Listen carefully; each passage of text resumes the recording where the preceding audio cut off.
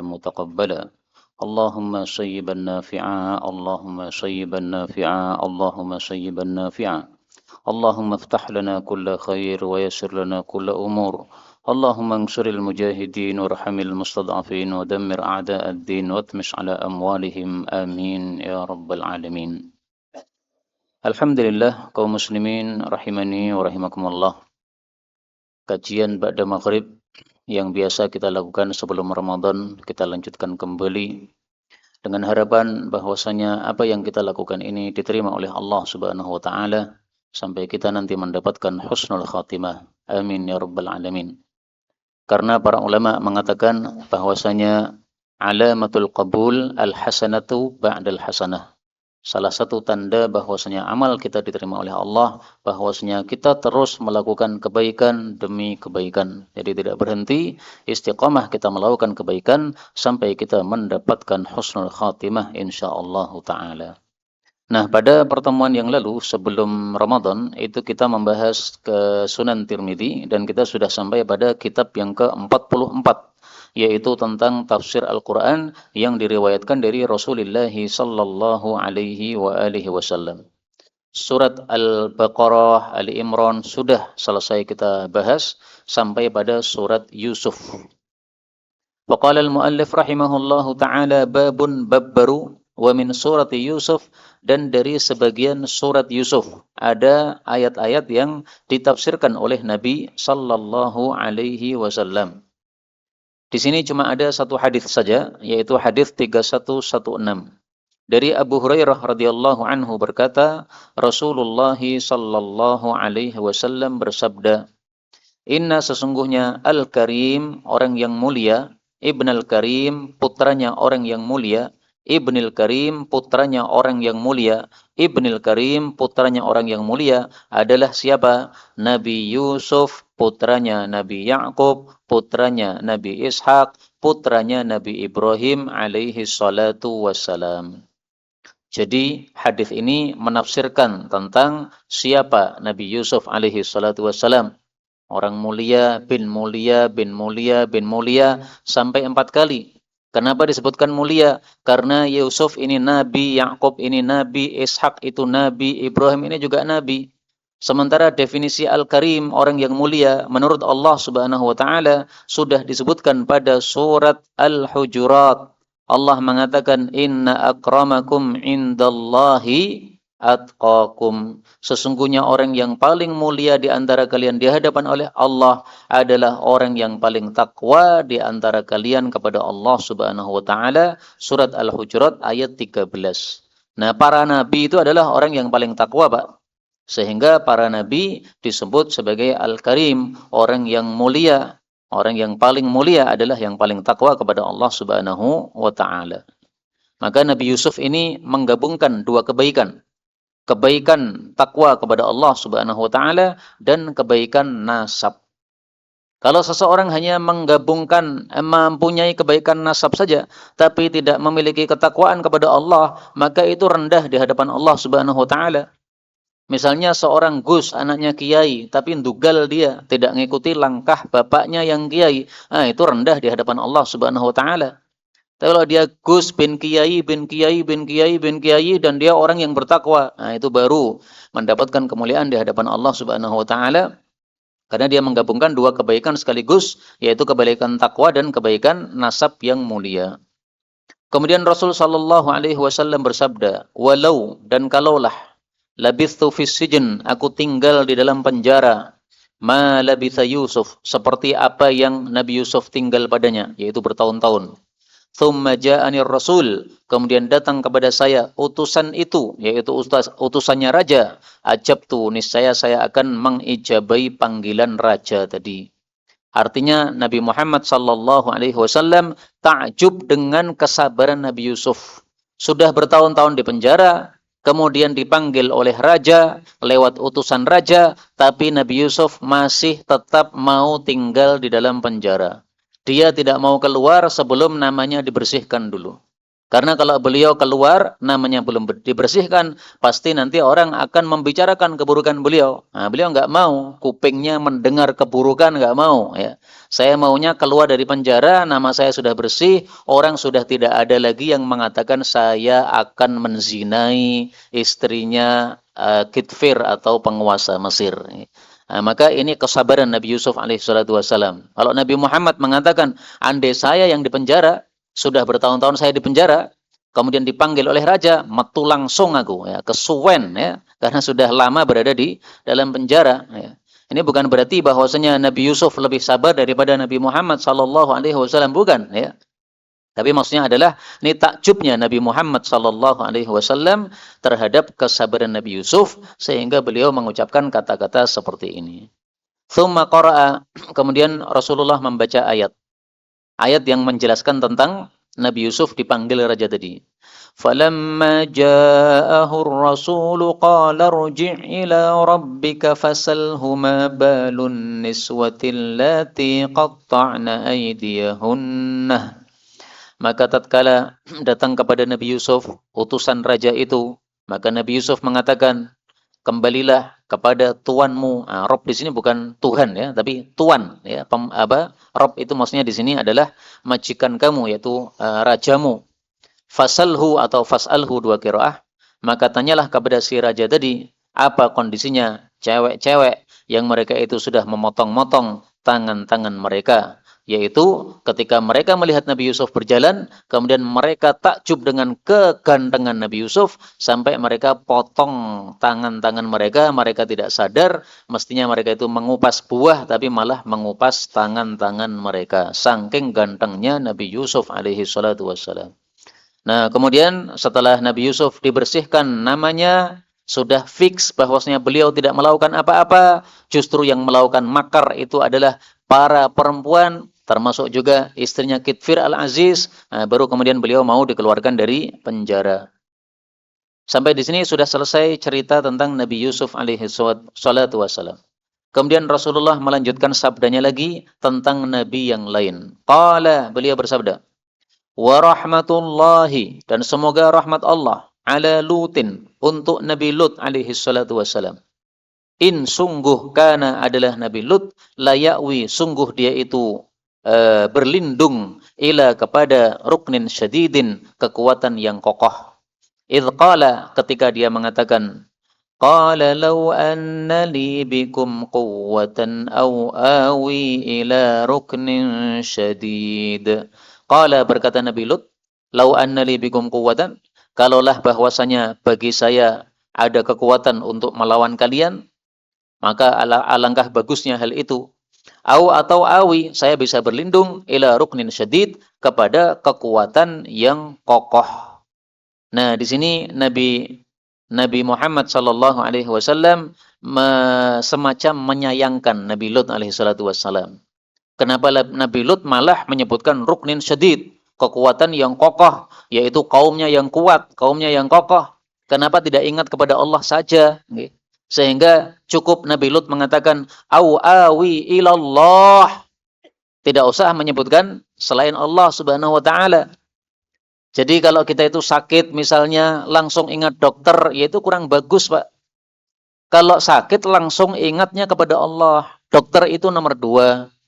Kita sakit langsung ingat kepada obat, langsung ingat kepada apotek, itu kurang bagus. Memang kita datang ke dokter itu kita tetap meyakini yang ngasih kesembuhan Allah, tapi ingatnya langsung ke dokter, nah itu kekurangan. Mobil mogok macet langsung ingat kepada bengkel, itu kan biasanya kita begitu kan. Itu coba diubah ya. Mobil mogok ingat pertama langsung Allah, bengkel itu nomor 2, Pak.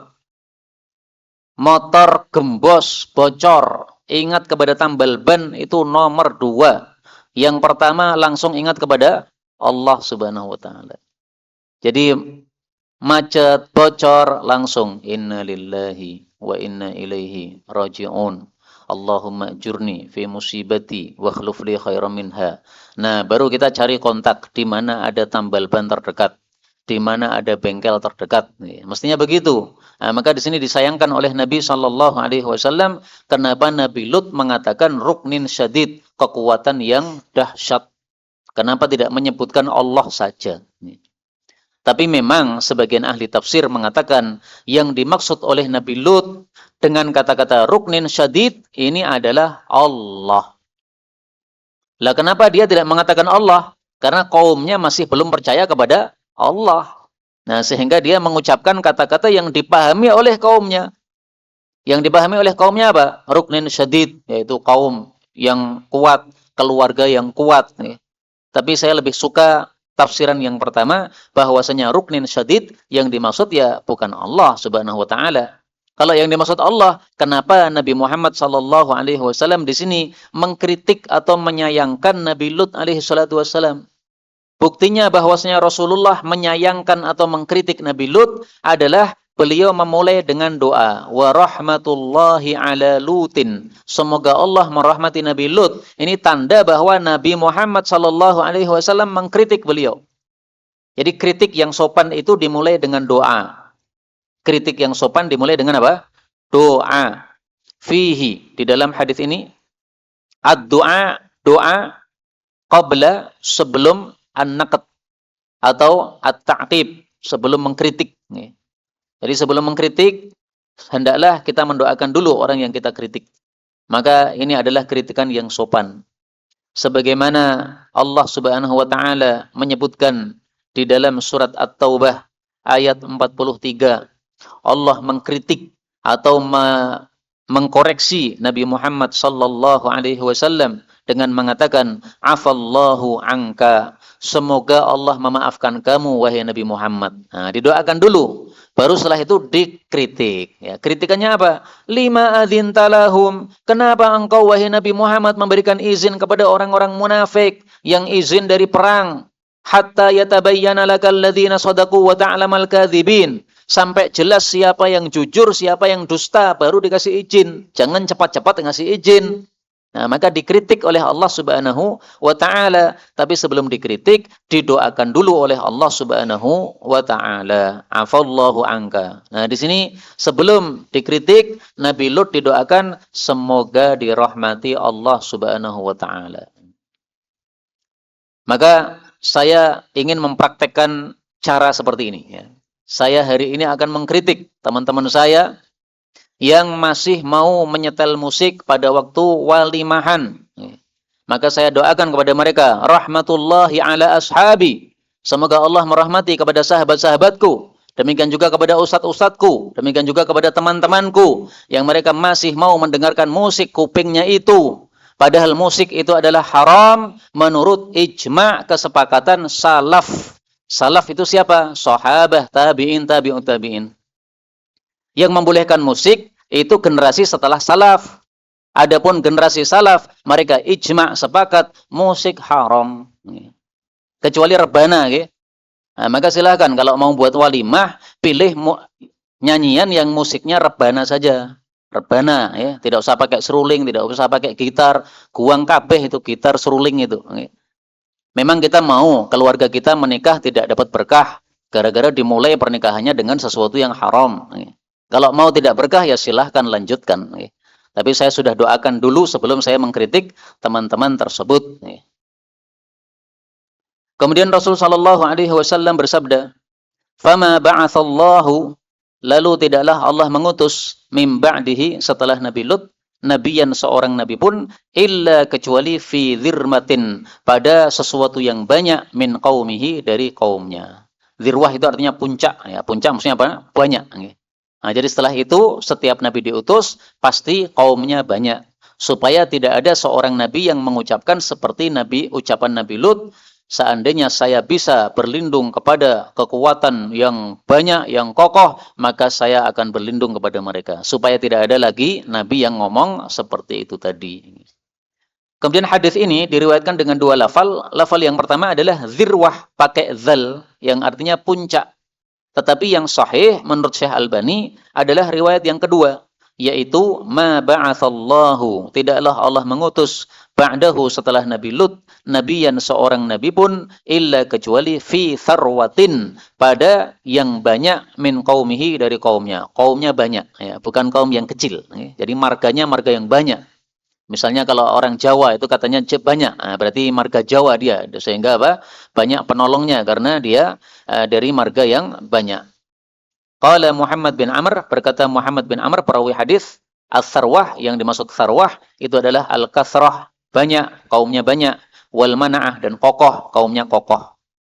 Dan ini lafal yang kedua lebih sahih daripada riwayat yang pertama tadi, dan ini hadisnya hasan ya. Jadi lebih bagus riwayat yang sarwah pakai sa yang artinya banyak daripada riwayat yang zirwah pakai zal yang artinya puncak. Tapi maksudnya sama ya. Kalau disebut puncak itu berarti karena apa? Kuat atau kokoh atau banyak tadi. Sampai di sini sudah selesai tafsir surat Yusuf. Kita lanjutkan babun babbaru wa min suratir Ra'd, dari surat Ar-Ra'du. Untuk surat Ar-Ra'du hanya ada dua hadis. Yang pertama 3117 dari Ibnu Abbas radhiyallahu anhuma, dia berkata, Akbalat telah datang Yahudu, orang-orang Yahudi kepada Nabi sallallahu alaihi wasallam. Lalu mereka Yahudi mengatakan, Ya Abul Qasim, wahai Abul Qasim. Ini kunyahnya Nabi Muhammad sallallahu alaihi wasallam karena Qasim ini adalah anak pertama Nabi Muhammad sallallahu alaihi wasallam. Akhbirna, tolong kabarkan kepada kami anir ra'di, tentang ar-ra'du. Ma huwa, apa sebenarnya ar-ra'du itu?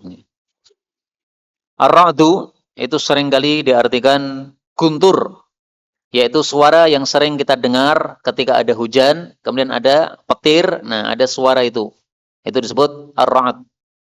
Qala, maka Rasulullah sallallahu alaihi wasallam bersabda, Ar-Ra'du adalah malakun, seorang malaikat, minal malaikati, dari kalangan malaikat-malaikatnya Allah Subhanahu wa taala.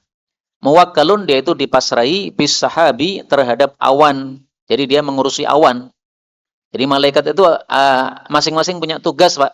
Ada malaikat mengurusi gunung, ada malaikat mengurusi laut, ada malaikat mengurusi awan, ada malaikat mengurusi hujan dan sebagainya. Ma'ahu, bersama malaikat tadi, makharik, ada pukul-pukul min narin, dari api. Yasuqu biha, dia menggiring dengan pukul-pukul tadi, as-sahaba, akan awan, haitsu, ke arah, sya'allah, yang dikehendaki oleh Allah Subhanahu wa taala. Jadi awan berjalan itu karena digiring oleh malaikat, Pak. Jadi bukan sakar PDW, bukan. Maka ada malaikat yang tukang mengurusi awan. Awan ini tadi digiring oleh malaikat Ar-Ra'du ke Solo. Akhirnya terjadi hujan. Nah, itu karena disuruh oleh Allah Subhanahu wa taala.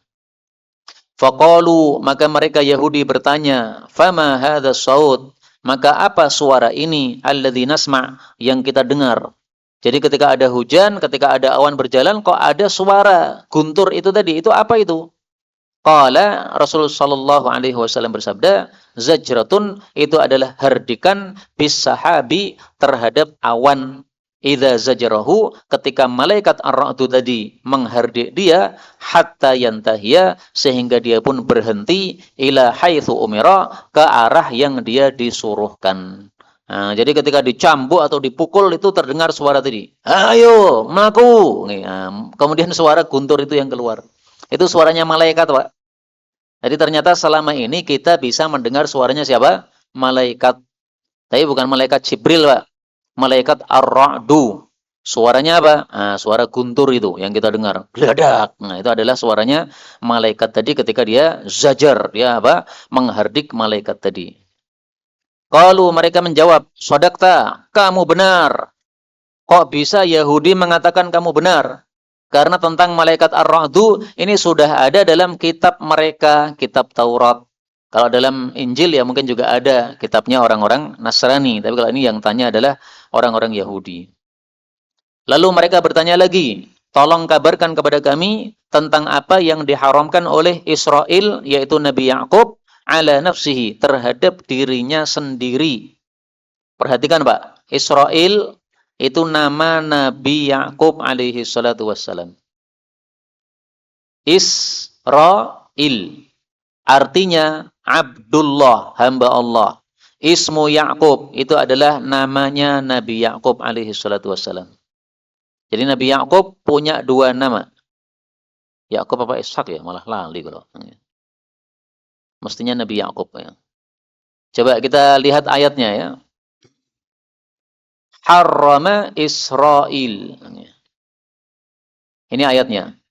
Kullu ta'ami kana hillal li bani Israil illa ma harrama Israilu ala nafsih.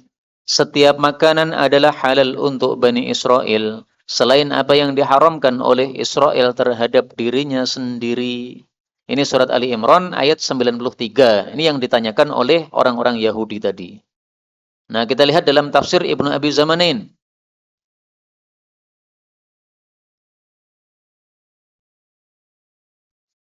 Wa kana alladhi harrama Israel ala nafsih, dan yang diharamkan oleh Israel terhadap dirinya sendiri adalah luhumal ibil, daging onta. Wa qala ba'duhum albanaha. Nah, sebagian ulama mengatakan bukan dagingnya onta, tetapi yang dimaksud adalah susunya onta. Nah, kalau kita gabungkan ya berarti dua-duanya ya. Daging onta dia haramkan untuk dirinya sendiri dan susu onta dia haramkan untuk dirinya sendiri. Nah, dalam tafsir Jalalain disebutkan Israil Ya'qub. Yang disebut Israil itu adalah Nabi Ya'qub alaihi salatu wassalam.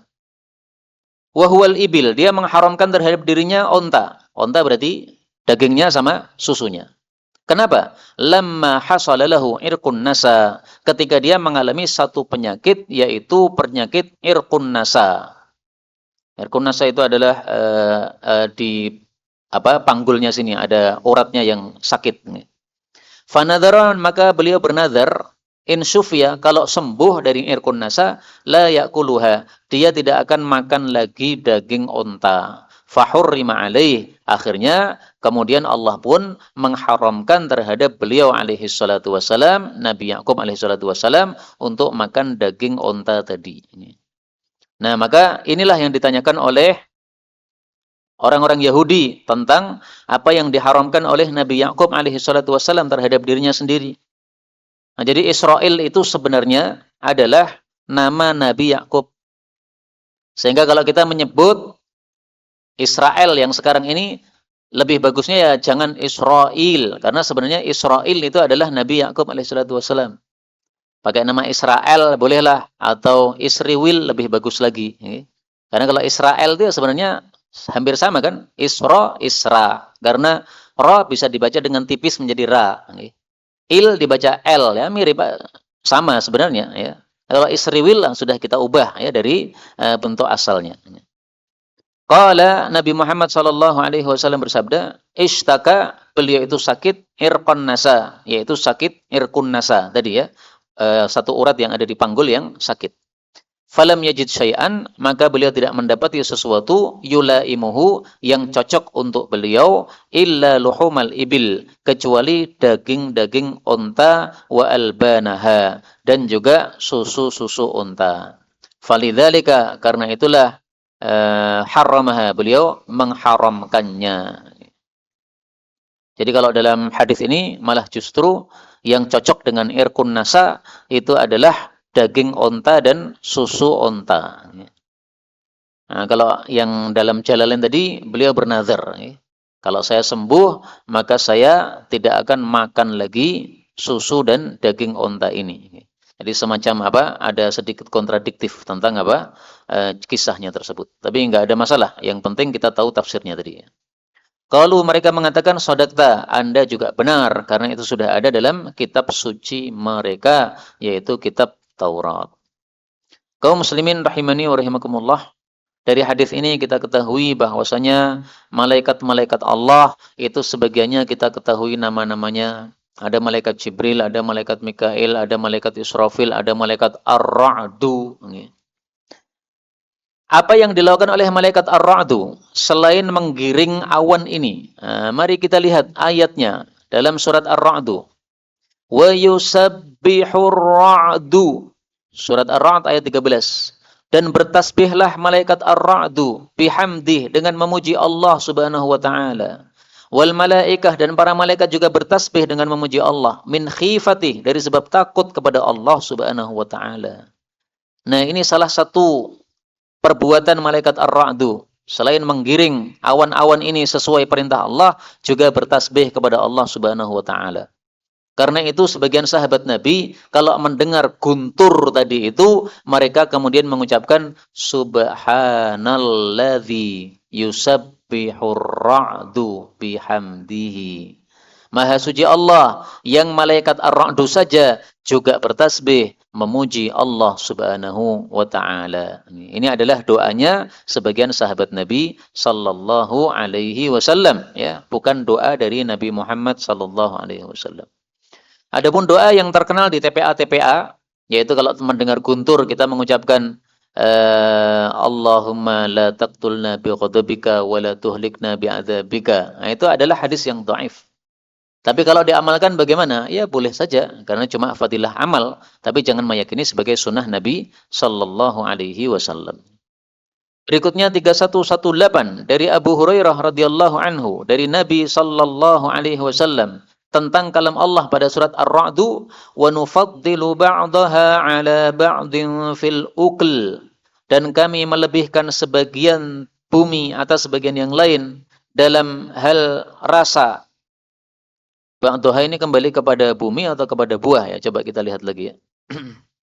Ayat 13 nih. Oh, kok 13? Ayat 4. Ayat 4 Allah Subhanahu wa taala mengatakan yusqa bima'in wahid. Yusqa, bumi itu diberi minum, diberi air, bima'in wahid, dengan air yang satu, yaitu adalah air hujan sama. Wa nufaddilu ba'daha 'ala ba'din fil ukul. Tapi kami lebihkan sebagiannya atas sebagian yang lain dalam hal rasanya. Nah, ini berarti yang dimaksud adalah hasil dari bumi, ya. Karena sebelumnya disebutkan oleh Allah Subhanahu wa taala jannatun, kebun-kebun, ya, min a'nab, dari anggur. Kemudian ada zar'un, tanaman bawah seperti padi. Ada nakhilun, yaitu pohon kurma. Sinwan wa ghairu sinwan, baik yang bercabang maupun yang tidak bercabang. Nah, maka ini rasanya berbeda-beda.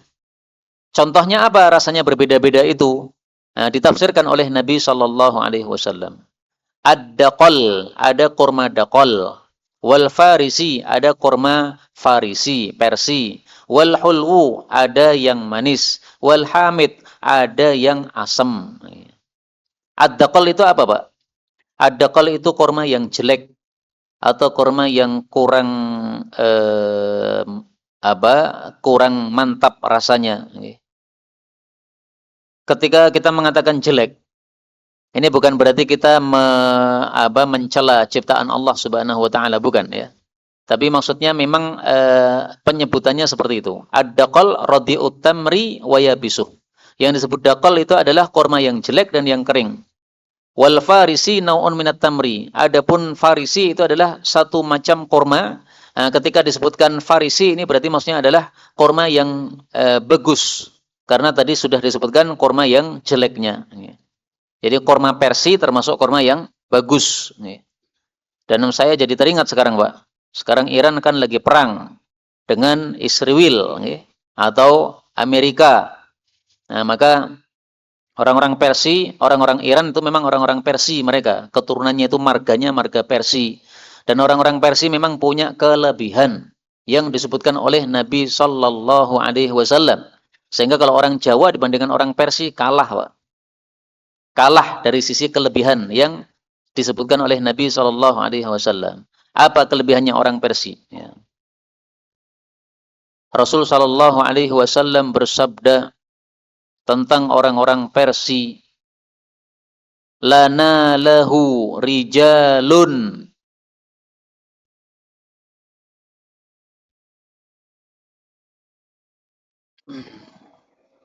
minal faris, minal faris, min faris. Lafalnya saya agak lupa. Nah, ini Rasul sallallahu alaihi wasallam bersabda, "Lau kanal imanu 'inda thuraya." Seandainya iman itu ada di bintang Soraya, tinggi sekali, jauh. Latanawalahu rijalun min Faris, sungguh pasti akan bisa digapai oleh orang-orang dari Persia. Hadis muttafaqun alaih. Kenapa beliau mengatakan seperti ini, Pak? Sababul wurudnya apa? Sababul wurudnya adalah orang Persia yang masuk Islam dari jauh sampai ke Madinah untuk bisa masuk Islam. Siapa dia? Salman Al-Farisi. Jadi orang-orang Iran itu yang asli Persia, bukan orang yang pendatang, itu keturunannya marganya Salman Al-Farisi, Al-Farisi. Nah, sehingga kalau Salman itu dia punya kegigihan di dalam kemauan kerasnya ya, dari Persia sampai datang ke Madinah semata-mata untuk cari iman, cari Islam. Nah, orang-orang Persia sekarang kalau kegigihannya mantap untuk bisa mengalahkan Amerika, ya wajar, Pak. Oh, memang itu kelebihan yang diberikan oleh Allah kepada mereka ya. Nah, sehingga kita tidak boleh iri kepada mereka ya. Kemudian iri, kemudian kita mengatakan Persia adalah Majusi, nah, itu karena iri saja ya. Persia Majusi betul itu dulu. Tapi setelah itu kemudian masuk Islam. Tapi kemudian setelah itu menjadi Syiah ya. Nah, Syiah itu masih Islam atau tidak? Masih. Tapi sayangnya ahli bid'ah ya. Nah, terus sikap kita bagaimana? Sikap kita ada 3. Kalau kepada orang yang muslim, yang baik, maka sikap kita adalah wala, cinta total. Kalau kepada orang kafir, seperti Israel sama Amerika, sikap kita adalah bara, berlepas diri total. Kalau dia itu adalah muslim fasik, orang muslim tapi fasik, atau muslim tapi mubtadi, ahli bid'ah, sikap kita digabungkan, Pak. Wala wa bara. Sikap kita adalah wala kepada dia karena Islamnya, dan kita adalah bara, berlepas diri kepada dia karena faseknya dan bid'ahnya tadi. Nah, sehingga ketika sekarang Israel perang dengan Iran, kita berpihaknya kemana? Kalau kita berpihaknya kepada Israel, berarti kita menyelisih kaidah ini. Ini kaidah yang dibuat oleh para ulama. Kalau kepada orang kafir itu barok total. Kalau kita berpihaknya kepada Iran, nah berarti sudah sesuai ilmu yang digariskan oleh para ulama ini. Kita berpihaknya kepada Iran, kenapa? Karena muslim. Loh, tapi kan ahli bid'ah. Syiah itu kan bid'ah. Nah, kita barok dari sisi bid'ahnya. Kami berpihak kepada kamu karena kamu muslim. Tapi karena kamu Syiah, kamu sesat. Syiah itu adalah suatu kesesatan dalam agama Islam ini. Kita berlepas diri dari ajaran Syiah kamu. Maka kita doakan mudah-mudahan semua mereka diberi hidayah oleh Allah sehingga meninggalkan kebid'ahan Syiah mereka. Amin ya rabbal alamin. Nah, maka jangan mudah, Pak, diadu domba ya. Ini Sunni, ini Syiah, sehingga kita tidak berpihak kepada mereka sama sekali padahal mereka sedang berperang melawan orang-orang kafir. Ya kita tetap berpihak. Kenapa? Karena masih muslim. Adapun tentang kesyiahannya, kebid'ahannya, kita tolak mentah-mentah. Total kita tidak mau berpihak kepada mereka. Inilah yang dilakukan oleh saudara-saudara kita di Gaza. Mereka menerima bantuan dari Iran. Kenapa menerima? Ya kan masih muslim. Terus mereka menerima bantuan tapi tanpa syarat. Kami menerima bantuan tapi tidak boleh diberi persyaratan. Harus mengikuti Syiah, nggak mau kita. Kita Ahlus Sunnah. Nah, orang-orang mau ngasih bantuan tanpa syarat tersebut.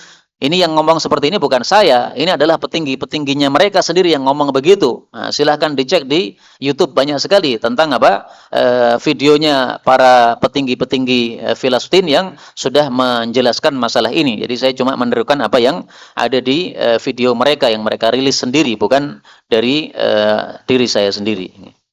Ini banyak orang tidak paham, Pak. Sehingga mereka sesat dalam kasus yang sedang marak sekarang ini, yaitu peperangan antara Islam dengan kafir, tetapi Islamnya di sini adalah diwakili oleh orang-orang Iran. Sebenarnya kita sangat senang seandainya yang mewakili itu bukan Syiah. Seandainya yang mewakili kita itu ya Saudi. Tapi Saudi malah salaman karo Amerika. Lah piye iki? Semestinya ahli sunnah itu adalah betul-betul mengikuti sunnah. Tapi ternyata ahli sunnah sekarang hanya mengaku saja kami ahli sunnah, tapi orang ikuti sunnah belas. Bergabung dengan kafir, ini sunnahnya di mana, Pak? Sunnahnya di mana sunnahnya? Kita disuruh menyelisih orang-orang kafir. Bahkan sholat pun kita disuruh pakai sandal. Kenapa? Untuk menyelisih orang kafir. Bahkan jenggot pun kita tidak boleh ngepras. Untuk apa? Menyelisih orang kafir. Bahkan kumis tidak boleh kita panjang-panjangkan seperti Pak Raden. Untuk apa? Supaya menyelisih orang kafir. Ini malah gabung sama orang kafir. Piye-piye iki. Mumet, Pak. Nah, maka alhamdulillah, mudah-mudahan masih ada negara-negara yang tetap mengikuti sunnah Nabi SAW, dan mudah-mudahan semua orang-orang sesat di antara umat Islam yang bid'ah-bid'ah itu disadarkan oleh Allah sehingga meninggalkan kebid'ahan mereka dan kembali kepada sunnah Nabi SAW. Selesai sudah surat Ar-Ra'du. Bab berikutnya, babun wa min surati Ibrahim, dari surat Ibrahim alaihissalam. Ibrahim artinya apa? Kalau Israel tadi artinya hamba Allah. Nah, Ibrahim itu adalah asalnya bahasa Ibrani, artinya dalam bahasa Arab adalah Abun Rahim, bapak yang kasih sayang.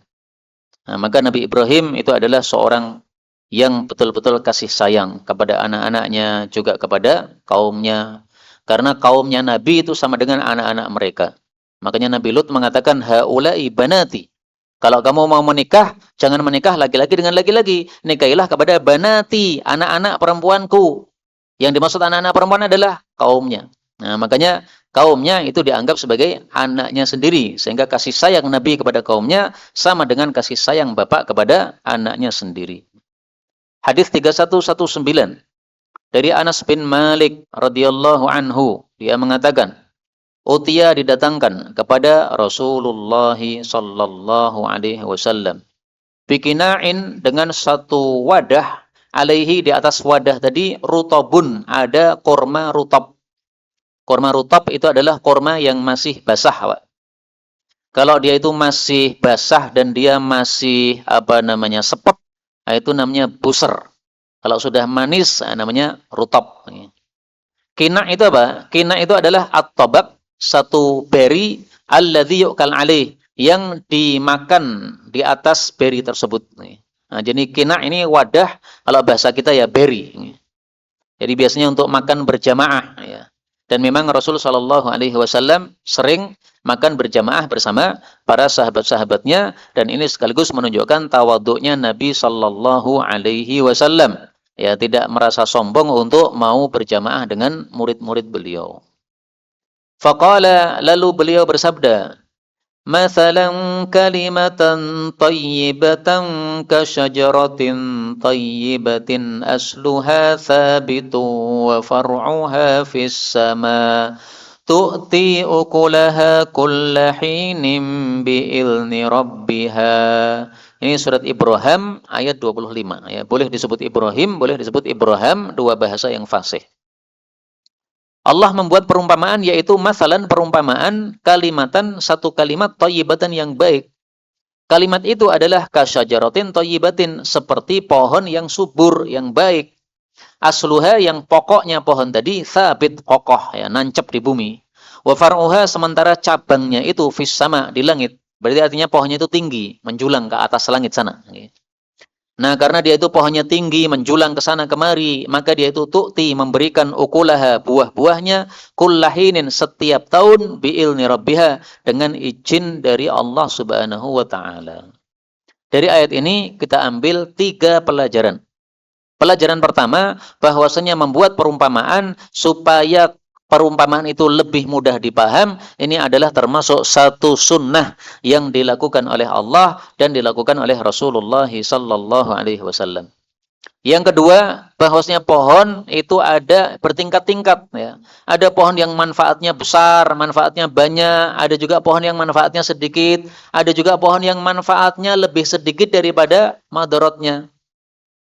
Misalnya buah talok, ya. Manfaatnya banyak, Pak, dari sisi buahnya. Buahnya sekali, mandek-mandek. Hampir setiap saat ada buahnya. Tapi madaratnya juga lumayan. Daunnya itu setiap hari gogrok terus, mengotori halaman rumah kita. Makanya di rumah saya itu kan gang talok 1, Pak. Tapi taloknya nggak ada sama sekali. Kenapa? Masyarakat sudah kesel, sudah lelah nyapu godong talok itu. Akhirnya mereka sepakat, kita sembelih saja ini pohon taloknya. Akhirnya ditebang, Pak. Sehingga gang talok itu sama sekali tidak ada pohon taloknya sama sekali. Padahal dulu banyak sekali. Nah, kemudian faedah yang ketiga, bahwasanya pohon itu menumbuhkan tumbuh-tumbuhan itu dengan izin Allah Subhanahu wa taala. Jadi tidak bisa menumbuhkan dengan dirinya sendiri. Karena itu Kalau kita punya pohon, susah tumbuh, selain kita berusaha dengan usaha yang normal, ya, seperti misalnya katanya dikuliti bagian batangnya itu, sebagiannya dikuliti atau dipecoi. Nah, juga kita berdoa kepada Allah Subhanahu wa taala. Ya Allah, suburkanlah pohon yang Engkau ciptakan ini, yang Engkau tumbuhkan ini. Nah, jadi jangan hanya ikhtiar saja tanpa doa kepada Allah Subhanahu wa taala, karena Allah itulah yang menumbuhkan pohon-pohon kita itu. Qala, beliau menjelaskan pohon yang dimaksud dalam ayat ini adalah apa? Hiyan nakhlah. Dia itu adalah pohon kurma. Nah, berarti pohon-pohon kurma itu manfaatnya sangat banyak. Karena itulah Rasul sallallahu alaihi wasallam bersabda bahwasanya orang beriman itu seperti pohon kurma, kamathali an-nakhlah.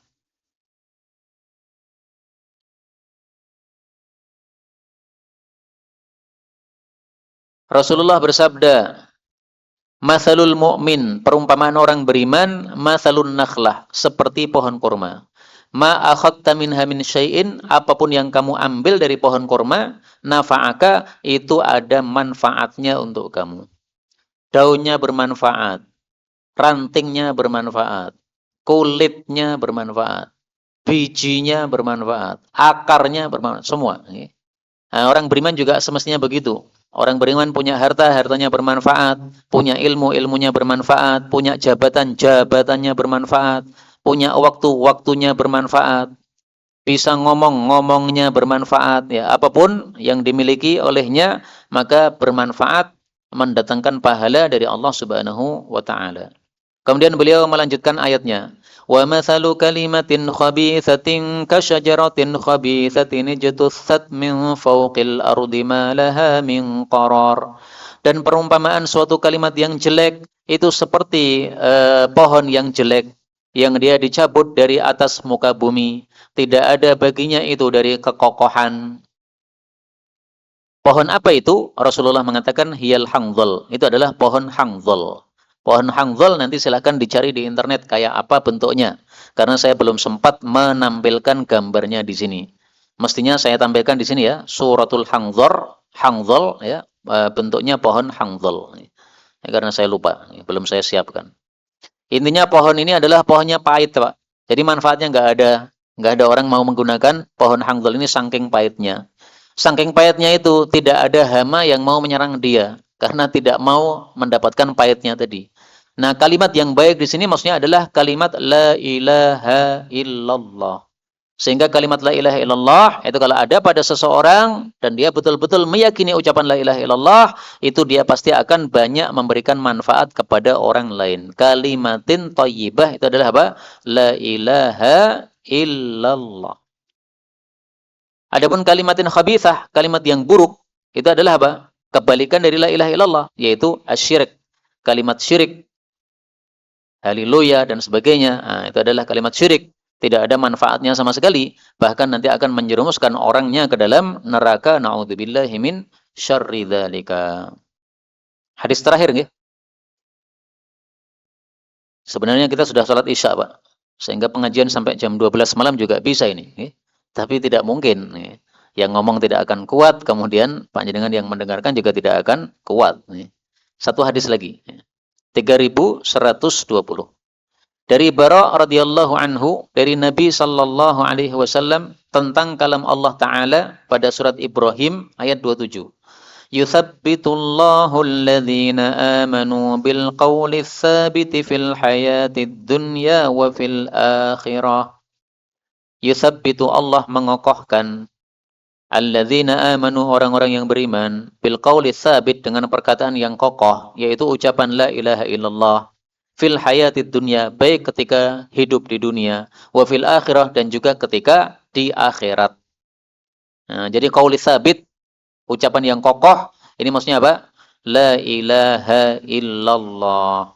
Dengan sebab ucapan la ilaha illallah, maka kita bisa memiliki kekokohan di dalam kita iman kepada Allah Subhanahu wa taala dan juga di dalam kita menjalani kehidupan ini.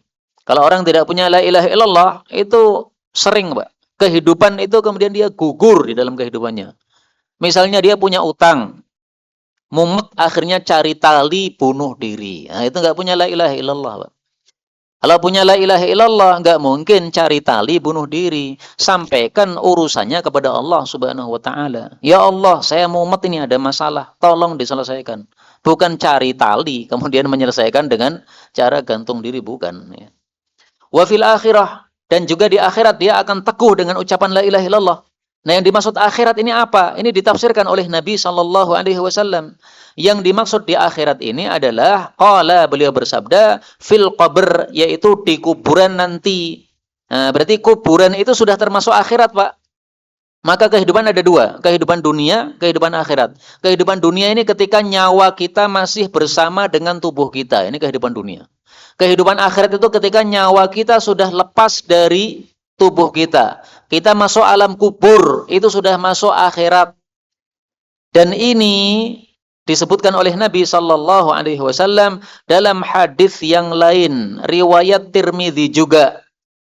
Rasulullah bersabda, "Al-qabr awwalu manazilil akhirah." Tirmidzi yang sudah lewat dulu, nomor 2308.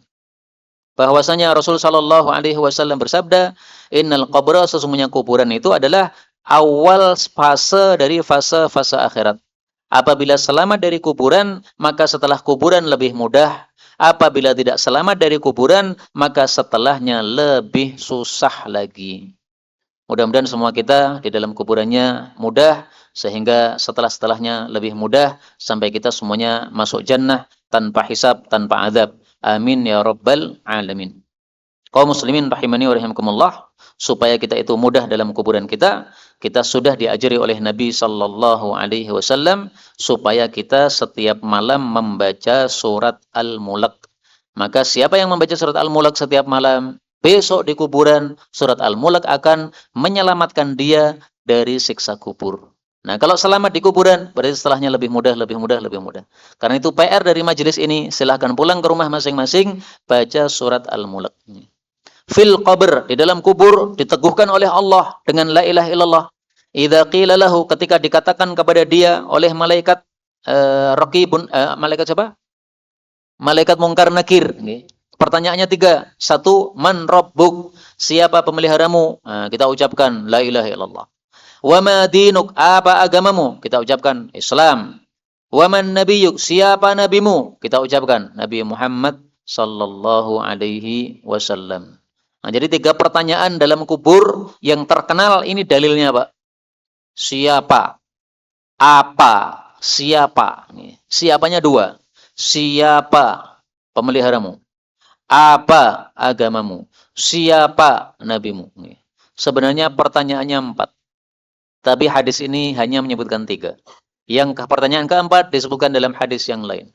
Setelah kita menjawab Nabiku Muhammad sallallahu alaihi wasallam, maka si malaikat ini masih bertanya lagi.